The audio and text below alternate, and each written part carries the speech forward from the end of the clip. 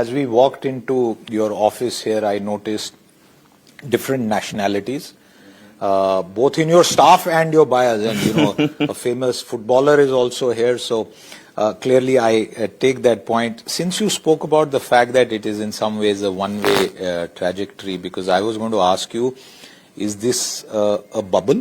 But since you said it is a one-way trajectory, I want to understand, why is it therefore one-way trajectory? Is this structurally different? Because after COVID, even in India and other markets, we saw this boom and then rates kind of plateaued. In certain cases, rates have fallen.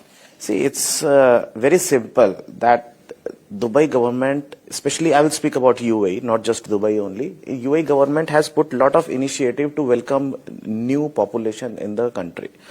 So just take the example of Dubai. Right now, current population is 3.8 million. And the kind of growth which Dubai is seeing right now, there will be more 2 million people in next 5 years. So to accommodate those people, we will be needing additional supply of around 500,000 rooms, 500,000 keys, which we cannot produce. The production can be, let's say, 300,000 only. And if you will go to land department database, it is 372,000 only. So if you cannot even complete the projected demand, so what about those initiatives which government is taking right now and which will eventually increase the population of the country in a way that it needs to be properly supplied, which we cannot do. Who is the buyer? Is it investor, speculator, or are you seeing end users come in? Because that's a fundamental aspect. See, I'll tell you. So basically it all generates through the tourism only. So when people come here as tourists, they see Dubai as their second home. This is the general tendency, and it happens to me as well, and it happened to many people, many people.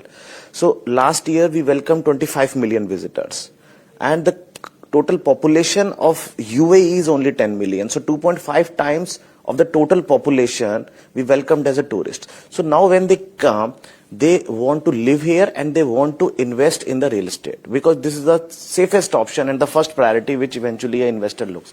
So there are both ways people are investing.